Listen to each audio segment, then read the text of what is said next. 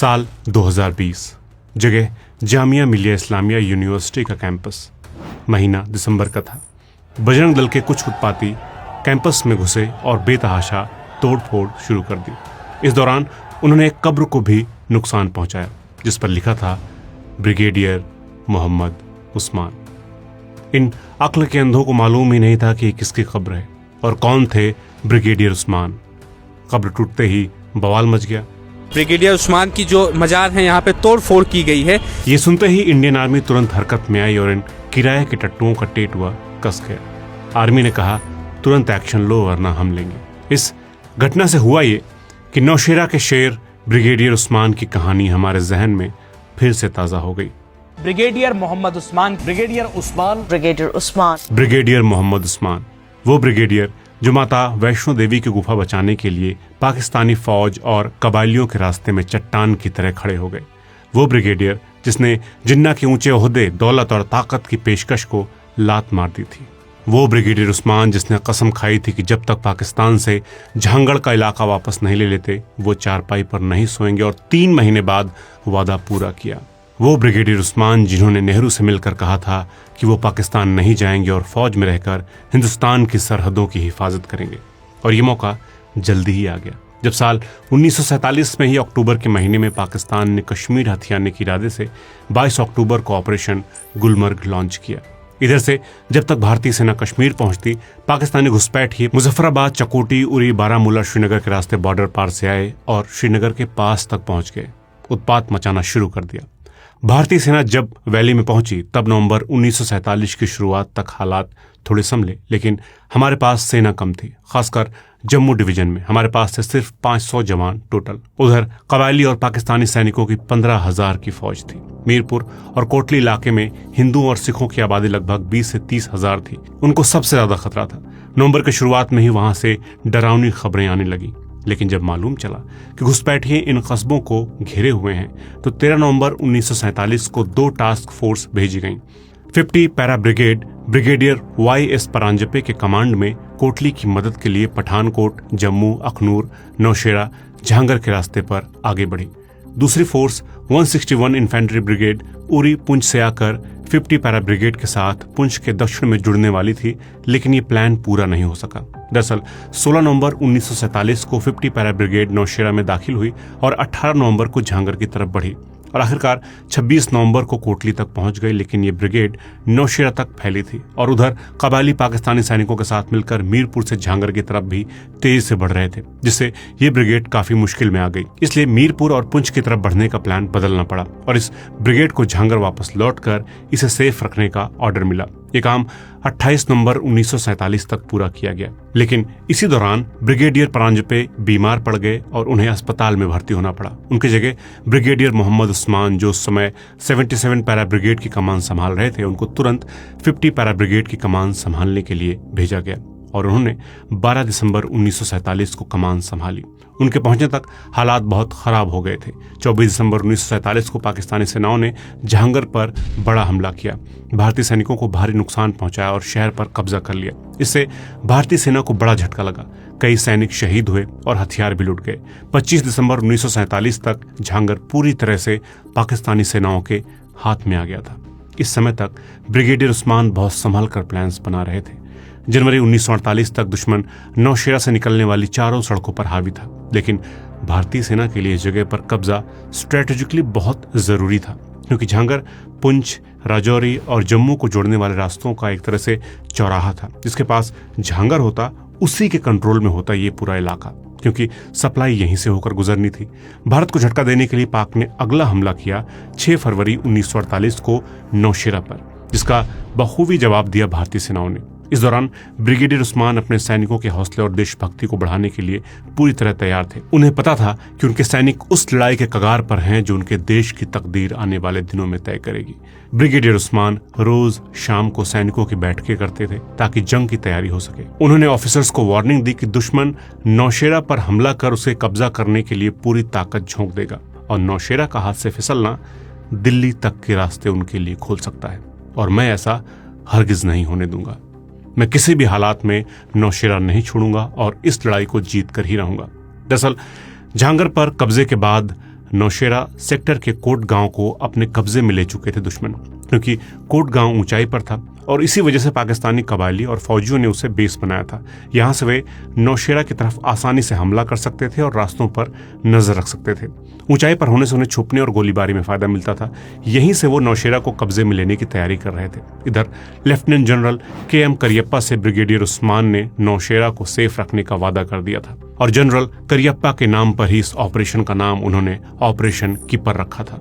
Brigadier Usman ने सीधी लड़ाई के बजाय एक सीक्रेट प्लान बनाया। उनको मालूम था कि किसी तरह अगर कोट गांव पर कब्जा करके ऊंचाई से दुश्मन को वो हटा दें तो इलाका उनके कंट्रोल में आ जाएगा। इसलिए उन्होंने 2 बटालियनों को अंधेरे की आड़ में आगे बढ़ने को कहा। सैनिक धीरे धीरे सुबह होने तक उनके पास पहुंच गए। दुश्मन चौंक गए। इससे पहले कि कुछ समझ पाते, कोट गांव पर इंडियन आर्मी ने अपना झंडा गाड़ दिया था।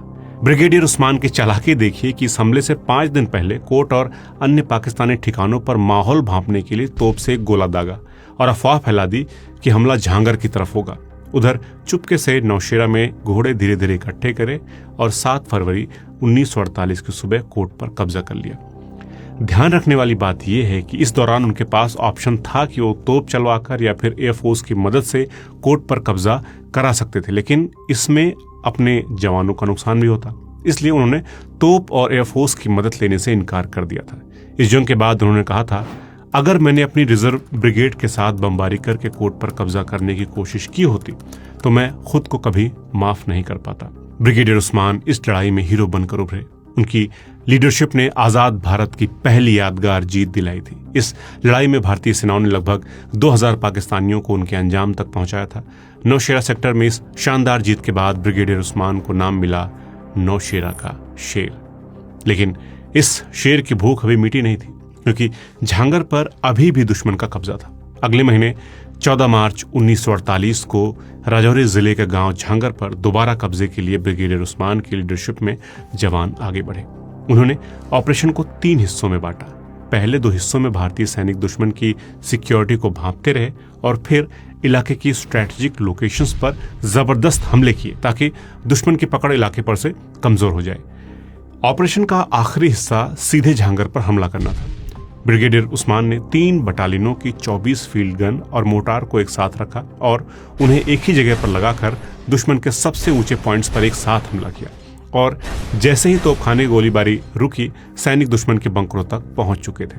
लड़ाई बहुत जबरदस्त थी। इस भयंकर लड़ाई के बाद एक बार फिर भारत की जीत हुई और दोबारा तिरंगा झांगर पर फहराने लगा। और झांगर पर दोबारा तिरंगा देखने के बाद ही ब्रिगेडियर उस्मान ने पलंग पर अपनी न सोने की कसम को तोड़ा। इससे पहले उन्होंने लगभग 3 महीने फर्श पर ही बिस्तर लगाया, वो भी जम्मू कश्मीर के उस इलाके में जहां का टेम्परेचर 0 डिग्री से भी नीचे चला जाता है।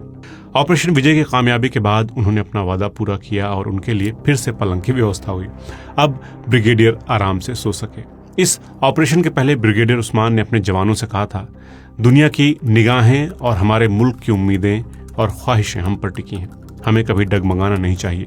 जो भी इंसान आज जमीन पर आया है उसे आज नहीं तो कल इस दुनिया से जाना ही है, लेकिन इससे बेहतर मौत क्या होगी जो अपने बाप दादाओं की मिट्टी और अपने ईश्वरों के मंदिरों की हिफाजत करते हुए मिले। तो दोस्तों, बेखौफ होकर झांगड़ की तरफ आगे बढ़ो। हिंदुस्तान को उम्मीद है कि उसका हर जवान अपना फर्ज अदा करेगा। दोस्तों, हिंदुस्तान की इस जांबाज शख्सियत का जन्म हुआ था 15 जुलाई 1912 को। जगह थी उत्तर प्रदेश के आजमगढ़ जिले की मऊ तहसील का गांव बीबीपुर। ये वही इलाका है जिसे कुछ अंधभक्त मजाक में मिनी पाकिस्तान कहते हैं। साल 2008 में दिल्ली के बाटला हाउस एनकाउंटर के बाद जब 2 आतंकवादियों को पकड़ने की कोशिश चल रही थी तो उस वक्त बहुत से मीडिया घरानों ने पूरे आजमगढ़ को दहशतगर्दी का अड्डा करार दे दिया था। लेकिन किसी टीवी चैनल ने यह नहीं बताया कि यही जिला हिंदुस्तान को एक ऐसा जांबाज भी दे चुका है जिसने पाकिस्तान के जबड़े में हाथ डालकर झांगर और नौशेरा बाहर निकाल लिया था। खैर, कोई बताए या ना बताए, मैं तो इस कहानी को इत्मीनान से आप लोगों को सुनाऊंगा। तो दोस्तों, उस्मान साहब के वालिद बनारस में एक बड़े ओहदे पर पुलिस अफसर थे। बचपन में उनका वक्त बनारस और बीबीपुर के बीच बीतता था। बनारस में वो अपने वालिद की तैनाती की वजह से रहते थे और छुट्टी या वीकेंड्स में माँ बाप के साथ बीबीपुर जाकर अपने बड़े खानदान के साथ वक्त गुजारते। वो खानदान जिसका इतिहास भी बहुत शानदार था। 100 बरस पहले बीबीपुर में मोहम्मद फारूक का बड़ा नाम था। वो उस वक्त के कोतवाल साहब थे और अंग्रेजों के भी काफी करीबी माने जाते थे। उनकी बीबी जमीलुन बीबी यूसुफपुर के एक बड़े जमींदार घराने से थी, लेकिन बीवीपुर में सब कुछ फारूक साहब के इर्द गिर्द ही घूमता था। उनकी शान, उनका रुतबा, उनका अंदाज देखते बनता। जब उनका बग्गी वाला रथ 2 बीघे के बड़े घर से निकलता तो लोग उन्हें रास्ता देने के लिए एक तरफ खड़े हो जाते। लोग किनारे खड़े हो जाते ताकि उन्हें किसी तरह की तकलीफ ना हो। मशहूर है कि अगर उनकी नज़र किसी नौजवान पर पड़ जाती जो यूं ही वक्त बर्बाद कर रहा होता तो उसे अच्छी खासी डांट लगाते और फिर कोशिश करते कि उस लड़के का दाखिला किसी अच्छे स्कूल में करा दें। उनका नाम सख्ती और डिसिप्लिन की वजह से मशहूर था। दौलत भी कम न थी, कुछ बाप दादाओं से मिली और कुछ उन्होंने खुद कमाई। बनारस के बाजारों में जब नई साड़ियां आती तो दुकानदार सबसे पहले कुछ जोड़े उन्हीं के घर भेजते, उसके बाद ही आम लोगों को बेचते। इलाके के गुंडों बदमाशों पर उन्होंने कभी रहम नहीं किया। बड़े दर्जे के पुलिस अफसर होने की वजह से उनका काम ही था कि मुजरिमों के दिलों में खौफ पैदा करना, और इसमें वो बेहद कामयाब थे। उनकी जिंदगी कायदे, तंदुरुस्ती, वक्त की पाबंदी और तहजीब के शौक से बनी थी। ये सब उनके बीबीपुर वाले घर से झलकता था, जो उस वक्त आजमगढ़ जिले, जो कि अब मऊ हो चुका है, वहां पर बना था। उनके तीनों बेटे उस्मान, सुभान और गुफरान उनके साथ बेहद अदब से पेश आते। ये तीनों भाई कभी उनके सामने बिना टोपी के नहीं आते थे। औरतें भी उनके सामने सर ढक कर ही बैठती। बीवीपुर का वो घर जो फारूक साहब ने सन 1929-30 के आसपास बनवाया था, वो किसी शहजादे के महल से कम न था। 2.5 बीघे की जमीन पर बना वो हवेली जैसा घर था, जहां औरतों के लिए एक अलग हिस्सा था। उस हिस्से में मर्दों के दाखिल होने की इजाजत न थी। सभी की जिंदगी ऐशो आराम में गुजरती। उनकी देखभाल के लिए खास खादिम रखे जाते जो रोजमर्रा की जरूरतें पूरी करते। घर की औरतें कभी कभार ही बाहर निकलती, और निकलती भी तो पालकी में बैठकर। उन्हें खरीदारी करनी होती तो दुकानदार खुद रेशमी कपड़े, मखमल और चूड़ियां घर लेकर आ जाते। हकीम भी उनके बुलावे पर ही घर आकर इलाज करता। लंबे समय तक इस बीवीपुर के घर को कोतवाल साहब का घर होने की वजह से कोतवाली भी कहा जाता था। लोग इस घर को देखने के लिए दूर दूर से आते थे। कहा जाता है कि इस घर को बनाने के लिए बनारस और गाजीपुर से सामान लाया गया था। कुछ चीजें यूरोप से भी मंगवाई गई थी, जैसे कुछ टाइलें और झूमर, जो घर को अलग और खास लुक देती थी। पर्दे भी विदेशी कपड़ों के बने थे। खास तौर से बिछे हुए खूबसूरत कालीन घर की रौनक में 4 चांद लगाते थे। फारूक साहब ने घर इस तरह डिजाइन किया था कि उनके तीनों बेटे उस्मान, सुभान और गुफरान के लिए हर एक का अलग कमरा और खलवत हो। मकसद था कि सभी भाई एक ही छत के नीचे रहें और उनकी प्रिवेसी भी बनी रहे। जब कोतवाल साहब या उनके बेटे घर से बाहर निकलते तो रास्ते में लोग उनसे बड़े अदब के साथ पेश आते। हालांकि उस्मान साहब फौज की नौकरी के कारण ज्यादातर समय घर से दूर ही रहते। दूसरे भाई सुभान भी दिल्ली चले गए और पत्रकारिता करने लगी। उनके पास भी बीवीपुर हवेली के लिए बहुत कम समय बचा। फिर भी वो घर से जुड़े रहे और 1940 के दशक में उन्होंने इसकी खिड़कियों के लिए रंगीन कांच भी लगवाए और डेंटिंग पेंटिंग करवाई थी।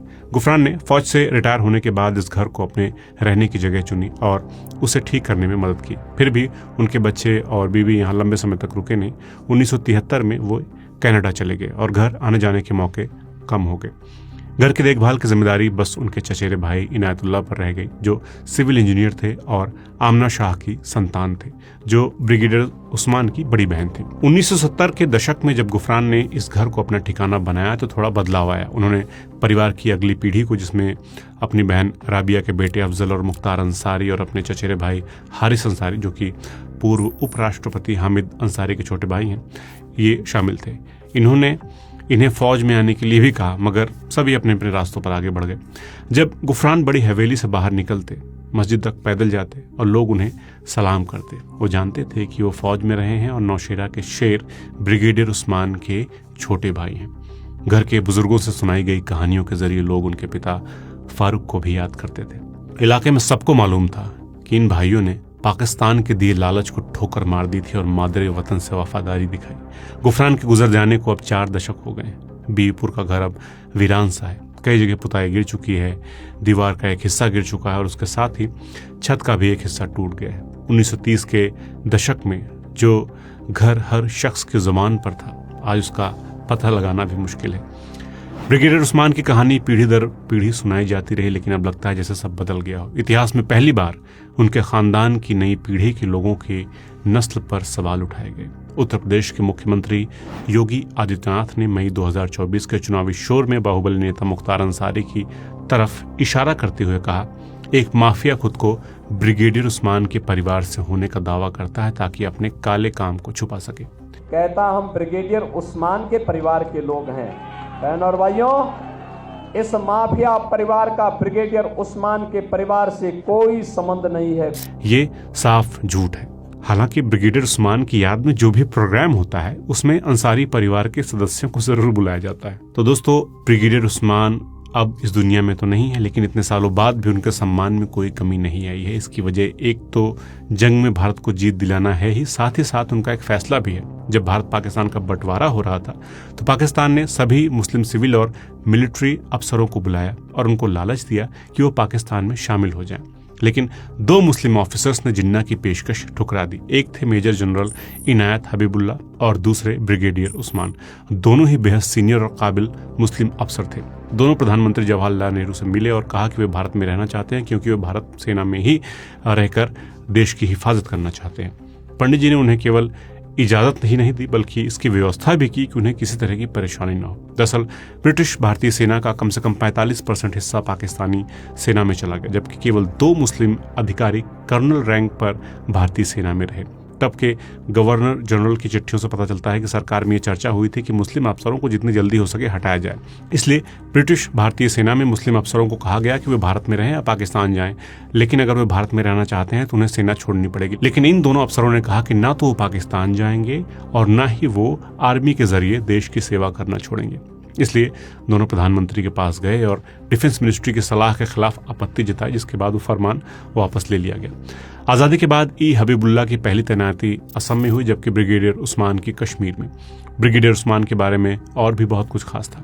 पुलिस में शामिल न होने का फैसला उन्होंने पहले ही कर लिया था क्योंकि छोटी उम्र में उनकी शारीरिक ताकत की खूब तारीफ होती थी। खेलों में उनकी महारत के किस्से मशहूर हैं। वो क्रिकेट और हॉकी में बहुत अच्छे थे। वो अच्छे एथलीट भी थे, जो सही भी लगता है क्योंकि उन्होंने सेना में बहुत सफल करियर बनाया।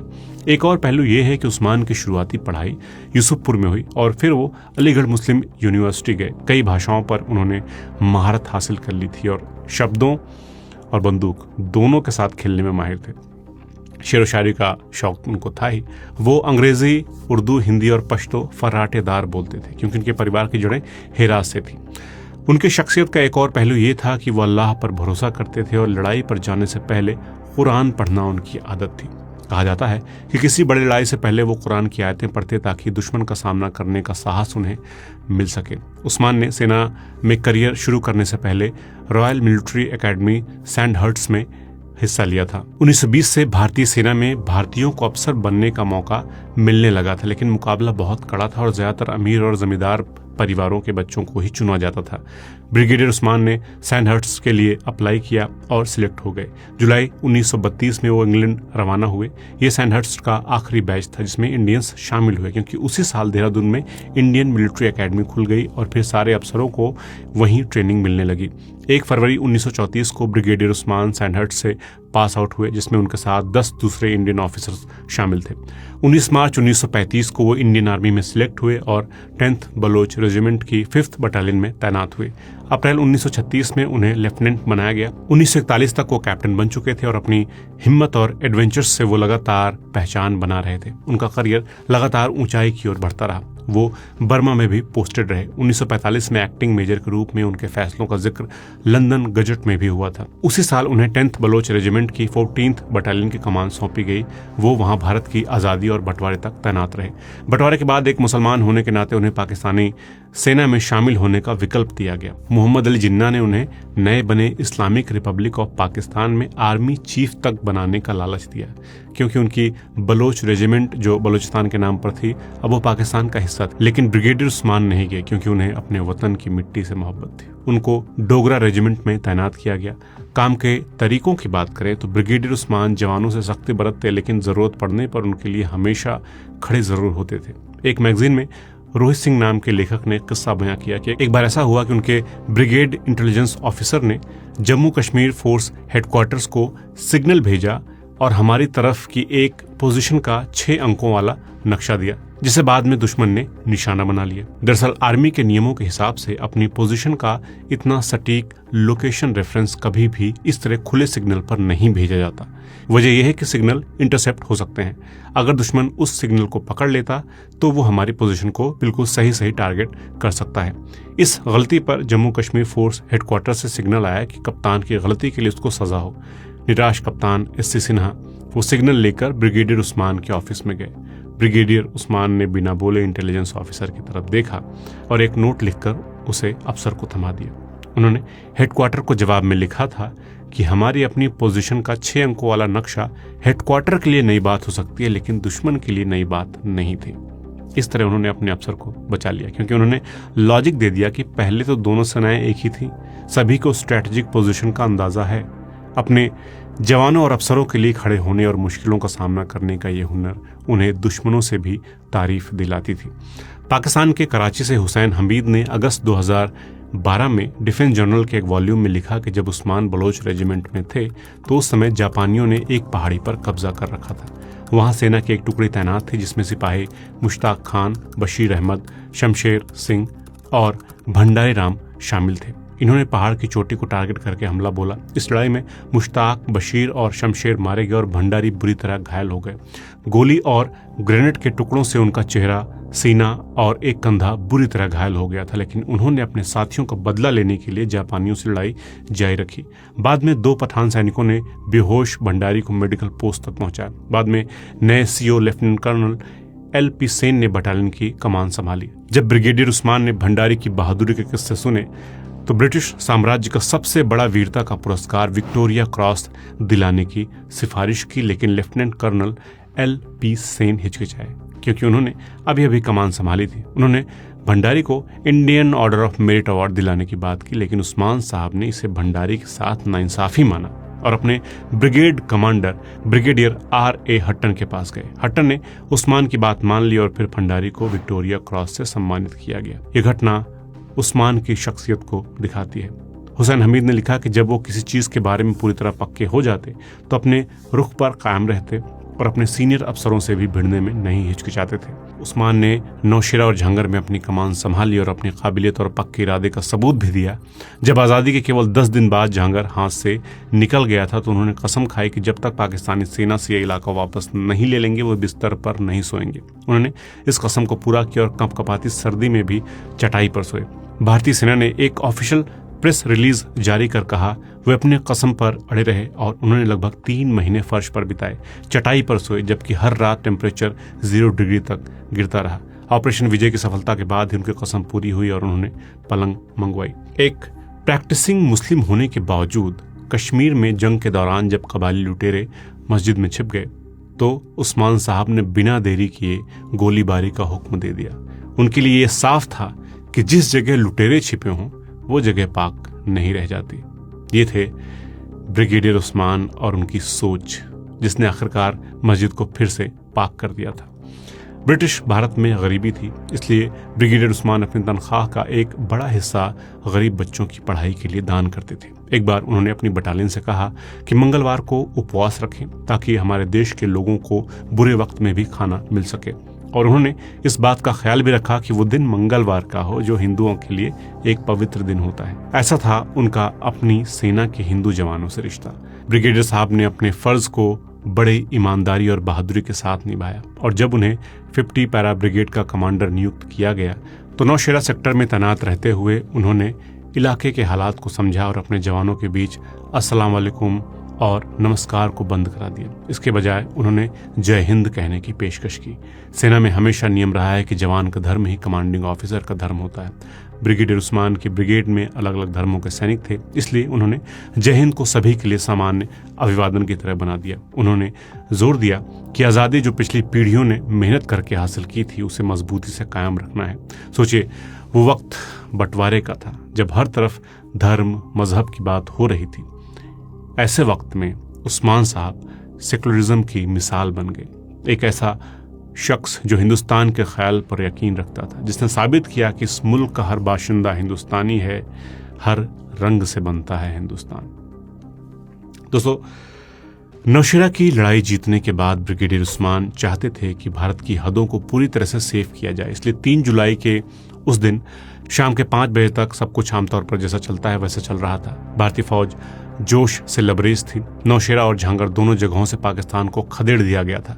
ब्रिगेडियर उस्मान की कद्र भी बहुत बढ़ गई थी। 50 पैराशूट ब्रिगेड के झांगर के टेंट में बने हेडक्वार्टर में ब्रिगेडियर उस्मान ने शाम 5 बजे अपनी आधे घंटे की मीटिंग रखी। मीटिंग खत्म होने के बाद वो अपने कुछ और सबऑर्डिनेट्स के साथ टहलने निकल गए। अचानक शाम 5:45 पर हेडक्वार्टर पर गोला बारूद गिरने लगे। पहले थोड़ी दूर पर गोले गिरे, जिससे भारी अफरा तफरी मच गई। फिर गोले हेडक्वार्टर के करीब गिरने लगे। ब्रिगेडियर उस्मान और उनके बाकी अफसरों, जिनमें बैटरी कमांडर मेजर भगवान Singh, brigade intelligence officer captain SC Sinha शामिल थे, एक बंकर के ऊपर लगे चट्टानों के नीचे छिप गए। दूसरी तरफ से फायरिंग को रोकने के लिए भारतीय फौज ने जवाबी फायर शुरू किया, लेकिन दुश्मन तब तक अच्छे से जम गया था। ब्रिगेडियर उस्मान ने जल्दी ही समझ लिया कि अगर दुश्मन को पश्चिम की तरफ पॉइंट 3150 तक पीछे हटाना है तो भारतीय फौज को खुद फायर करके उन्हें पीछे ढकेलना ही होगा। उन्होंने मेजर भगवान सिंह को टारगेट पर फायर करने का ऑर्डर दिया। इसका असर हुआ और कुछ ही समय में दुश्मन की फायरिंग में कमी आ गई। इस दौरान कुछ अफसर तुरंत कमांड पोस्ट की छत पर टूटे हुए वायरलेस एंटीना को ठीक करने लग गए। उस्मान, मेजर भगवान सिंह और कैप्टन SC सिन्हा के साथ ब्रिगेड कमांड पोस्ट की तरफ बढ़ने लगे। उन्हें नहीं पता था कि दुश्मन घात लगाए हुए बैठा है। जैसे ही वो कमांड पोस्ट पर पहुंचे, उसके थोड़ी ही देर में दुश्मन ने तोपों से फायरिंग शुरू कर दी और एक 25 पाउंड का गोला उस चट्टान पर गिरा जो कमांड पोस्ट के दरवाजे के पास ही था। ब्रिगेडियर साहब वहां सिग्नलर को प्लान समझा रहे थे। मेजर भगवान सिंह और कैप्टन SC सिन्हा के पास इतना वक्त नहीं था कि वो ब्रिगेडियर उस्मान को सावधान कर पाते। वो रात बहुत ही काली और डरावनी थी। झांगर पर करीब 800 गोले पाकिस्तान ने उस दिन दागे थे और इनमें से एक ने ब्रिगेडियर उस्मान की जान ले ली। ऐसा लग रहा था कि दुश्मन किसी भी हाल में उस ब्रिगेड पोस्ट पर काबू पाना चाहता था जहां उस्मान थे। उनके अलावा 5 और सैनिक भी शहीद हो गए। वो चट्टान उनकी कुर्बानी की गवाह है और झंगर में उस पर एक स्मारक बनाया गया है। ब्रिगेडियर उस्मान से पूरी पाकिस्तानी आर्मी खौफ खाती थी और ये बात मैं कोई हवा में नहीं कह रहा हूँ। उनके खौफ का आलम यह था कि पाकिस्तानी आर्मी का हौसला बढ़ाने के लिए वहां के हुक्मरानों ने कई दफे ये खबर उड़ाई कि उस्मान की मौत हो चुकी है। कई पाकिस्तानी अखबारों ने बार बार और शरारती तरीके से रिपोर्ट छापी कि ब्रिगेडियर उस्मान नहीं रहे जबकि वो जिंदा थे। इसका मकसद ये था कि उनकी लीडरशिप में लड़ रहे इंडियन सोल्जर्स का हौसला टूटे और पाकिस्तानियों को लगे कि उनके बिना वो नौशेरा और झांगर पर कब्जा कर लेंगे। एक बार तो हद ही हो गई। उनके भाई सुभान, जो एक जाने माने पत्रकार थे, उन्हें सामने आकर कहना पड़ा कि उनके भाई सही सलामत है और ये अफवाह है। लेकिन ऐसी खबरों का बार बार फैलना ब्रिगेडियर उस्मान को बहुत परेशान करता था। साल 1948 के जून के अंत में एक बार फिर खबर आने के बाद उनके भाई ने वेस्टर्न कमांड हेडक्वार्टर से उनकी सलामती पूछी तो उन्होंने जवाब दिया, मैं बिल्कुल ठीक हूँ, अभी जिंदा हूँ। लेकिन इसके कुछ ही वक्तों के बाद वो शहीद हो गए थे। वो जम्मू और कश्मीर में 1947-48 की जंग में शहीद होने वाले सबसे सीनियर इंडियन अफसर बने जो दुश्मनों से लड़ते हुए वीर गति को प्राप्त हुए। और उनका अपनी मिट्टी के लिए जज्बा देखो कि अपनी आखिरी सांस तक कहते रहे, मैं जा रहा हूं लेकिन जिस इलाके के लिए हम लड़ रहे हैं वो दुश्मन के हाथ न लगने पाए। इस बड़े झटके की वजह से हम कश्मीर में आगे न बढ़ पाए और पाकिस्तान ने मंगला बांध और मुजफ्फराबाद पर कब्जा कर लिया। नेहरू ने ब्रिगेडियर की तारीफ करते हुए कहा, ये एक सोल्जर और बहादुर शख्स की शहादत है, इसलिए हमें इसके लिए ज्यादा शोक नहीं मनाना चाहिए। फिर भी देश की सेवा में एक शानदार करियर का अचानक खत्म हो जाना एक दुखद घटना है जो हमें गहराई से महसूस हो रही है। उन्होंने आगे कहा, उस्मान ने कश्मीर में अपनी बहादुरी से पहले ही नाम कमा लिया था और देश की सेना में उनका भविष्य उज्जवल था। शोहरत के बावजूद वो बहुत साधारण और विनम्र थे। अपनी आदतों में सरल वो एक बेहतरीन सैनिक और देश के सच्चे सेवक थे। नेहरू ने ब्रिगेडियर उस्मान के जन्म स्थान और अपने जन्म स्थान इलाहाबाद की नज़दीकी का भी जिक्र किया कि उनके प्रदेश का होने की वजह से ये उनके लिए एक निजी दुख जैसा है। उन्होंने ये भी कहा कि कश्मीर के लोगों के लिए जिनकी आज़ादी की सेवा में ब्रिगेडियर उस्मान शहीद हुए, उनकी याद हमेशा ताज़ा रहेगी और उन्हें आज़ादी बनाए रखने के लिए उनका हौसला बढ़ाएगी। आज़ादी के बाद बनाए गए राज्यों की मिनिस्ट्रीज ने भी सुभान को संदेश भेजे जिसमें लिखा था, सरदार पटेल ने कल रात फ़ोन किया और बताया कि आपके भाई की शहीद होने की खबर सुनकर वे बहुत दुखी हैं। हमारा नुकसान और भी बड़ा है क्योंकि उस्मान उस तरह के भारत को रिप्रेजेंट करते थे जिसका सपना हम सब ने मिलकर देखा है। जो लोग सुभान को पर्सनली नहीं जानते थे वे भी उनको लेटर लिखकर अपने दुख और शोक का इजहार कर रहे थे। ब्रिगेडियर उस्मान की वीरगति के बाद नेहरू से मिलकर हिंदुस्तान में रहने की रिक्वेस्ट करने वाले दूसरे मुस्लिम अफसर हबीबुल्लाह को कश्मीर में उस्मान की जगह लेनी थी। लेकिन जब नौशेरा में उस्मान शहीद हो गए तो नेहरू ने उन्हें वहां नहीं भेजा, क्योंकि उस समय उनके पास केवल वही एक सीनियर मुस्लिम अफसर बचे थे, और अगर उन्हें भी कुछ हो जाता तो लोगों को लगता कि दोनों वरिष्ठ मुस्लिम अफसरों को जानबूझकर कश्मीर भेजा गया। इसलिए नेहरू ने उन्हें असम में तैनात कर दिया। साल 1948 के आखिर तक जंग अपने मुकाम पर पहुंच गई। कबायली हमले करने वाले और पाकिस्तान की फौज को पुंछ, लद्दाख और करगिल से निकाल दिया गया, लेकिन पाकिस्तान ने मुजफ्फराबाद, गिलगित और बाल्टिस्तान पर अपना कब्जा बनाए रखा। इन इलाकों से पाकिस्तान को पूरी तरह बाहर करने में बहुत ज़्यादा जवानों और रिसोर्सेज की ज़रूरत थी, इसलिए भारत ने उस वक्त ये काम करने से इनकार कर दिया था। ये कदम प्रधानमंत्री नेहरू और उनकी सरकार, जिसमें उप प्रधानमंत्री वल्लभ भाई पटेल भी शामिल थे, इसको कब्जाने को लेकर बहुत पॉजिटिव नहीं थे। सेना की सलाह भी इस पक्ष में नहीं थी, क्योंकि सामान और रिसोर्सेज की भारी कमी थी। उधर पाकिस्तान के लियाकत अली खान भी नहीं चाहते थे कि लड़ाई लंबी चले, क्योंकि उनको भी डर था कि आखिर में मिलिट्री पावर का फायदा भारत को ही होगा। आखिरकार 1948 के अंत तक सीज फायर पर सहमति हो गई और जम्मू कश्मीर वहीं से 2 हिस्सों में बंट गया। अगर ब्रिगेडियर उस्मान न होते तो वैष्णो देवी मंदिर भी हाथ से निकल सकता था, क्योंकि पाक फौज श्रीनगर से होते हुए जम्मू तक पहुंचना चाहती थी और हरिनिवास पैलेस से लेकर माता वैष्णो देवी की गुफा तक कब्जाने के प्लान पर काम कर रही थी। लेकिन ब्रिगेडियर उस्मान साहब उनके रास्ते में चट्टान की तरह खड़े रहे और उन्होंने उस वक्त पाकिस्तानी फौज को पीछे ढकेला जब नया नया आज़ाद हुआ मुल्क हिंदुस्तान कश्मीर को बचाने की जदोजहद कर रहा था, और पाकिस्तान उसे मुसलमानों की मेजॉरिटी होने की वजह से हथियाना चाहता था। जब उन्हें सरकारी शान से अंतिम विदाई दी गई तो पंडित नेहरू ने भी शिरकत की। ये नमाज जनाजा दिल्ली की जामिया मिलिया इस्लामिया यूनिवर्सिटी के कब्रिस्तान में हुआ, जहां उन्हें सुपुर्द खाक किया गया। उनकी आखिरी आरामगाह उनके खानदान के बुजुर्ग और हिंदुस्तान की आज़ादी के सिपाही मुख्तार अहमद अंसारी की कब्र के पास है। फौज के तीनों बड़े सरबराह भी वहां मौजूद थे। उस्मान आज भी वो सबसे बड़े ओहदे वाले फौजी अफसर माने जाते हैं जिन्होंने जंग में शहादत पाई। उनकी बहादुरी के लिए उन्हें मरणोपरांत महावीर चक्र दिया गया। ब्रिगेडियर उस्मान का जादू आज भी नौजवानों पर बरकरार है, करीब 77 साल बाद भी। दिसंबर 2020 में कुछ तोड़फोड़ करने वालों ने ब्रिगेडियर उस्मान की कब्र को जब नुकसान पहुंचाया तो उनका निशाना उस्मान का नाम था। इन कम अक्लों के लिए ये सोचना मुश्किल था कि कोई मुस्लिम भारत की रक्षा के लिए पाकिस्तान के हमले को अपने सीने पर झेल सकता है। उनके लिए सारे मुसलमान पाकिस्तानी हैं, जबकि सच ये है कि ब्रिगेडियर उस्मान के सिर पर पाकिस्तान ने 50,000 का इनाम रखा था। खैर, सेना ने फौरन ब्रिगेडियर उस्मान के मकबरे को सम्मान और गरिमा के साथ दोबारा ठीक करा दिया था, लेकिन इस हमले ने भारतीय समाज में गहरे पैठ बना चुकी नफरत और कमअक्ली को उजागर कर दिया था। सांसद और ब्रिगेडियर के परिवार के सदस्य अफजल अंसारी कहते हैं, सेना आज भी ब्रिगेडियर उस्मान को उसी तरह याद करती है जैसे उन्हें याद किया जाना चाहिए। सरकार और राजनेता हैं जो उनको भूल गए हैं। भारतीय सेना ब्रिगेडियर उस्मान के बर्थ एनिवर्सरी और डेथ एनिवर्सरी दोनों तारीखों को जिंदा रखे हुए।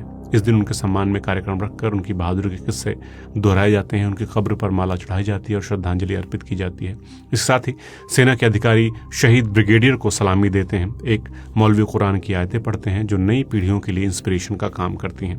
ब्रिगेडियर उस्मान कुछ कम अक्लों को छोड़कर सभी पीढ़ियों के लिए हीरो बने हुए हैं। इतना समय बीतने के बावजूद उनकी वीरता पर भारतीय सेना और पूरे देश को गर्व है। उनकी विरासत उन लोगों के हिम्मत और बलिदान की गवाही देती है जिन्होंने देश की रक्षा के लिए सुप्रीम सैक्रिफाइस किया। आज ऐसे वक्त में जब एक धर्म को टारगेट किया जा रहा है, उस धर्म के लोगों को बाबर की औलाद या औरंगजेब की औलाद कहकर चिढ़ाया जा रहा है, तो ऐसे समय में इन अंधभक्तों को ब्रिगेडियर उस्मान की याद दिलाना और जरूरी हो जाता है। ऐसे हर नफरती ताने का जवाब है ब्रिगेडियर उस्मान।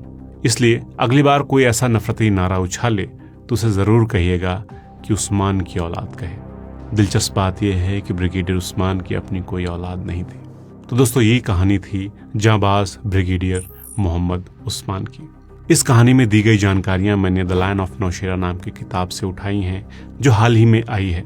इस किताब को ज़रूर पढ़िएगा, इसमें ऐसी बहुत सारी दूसरी जानकारियां भी हैं, उसका लिंक मैं आपको डिस्क्रिप्शन बॉक्स में दे दूंगा। तो दोस्तों, कैसा लगा ये वीडियो प्लीज़ कमेंट करके ज़रूर बताइएगा। मुझे आपके कमेंट्स का इंतज़ार रहेगा। चैनल को अभी तक सब्सक्राइब नहीं किया है तो प्लीज़ सब्सक्राइब कर लीजिए, वीडियो को लाइक कीजिए, शेयर कीजिए, और सपोर्ट करना चाहते हैं तो चैनल को या तो ज्वाइन कर लीजिए या फिर मुझे सुपर थैंक्स भेज दीजिए।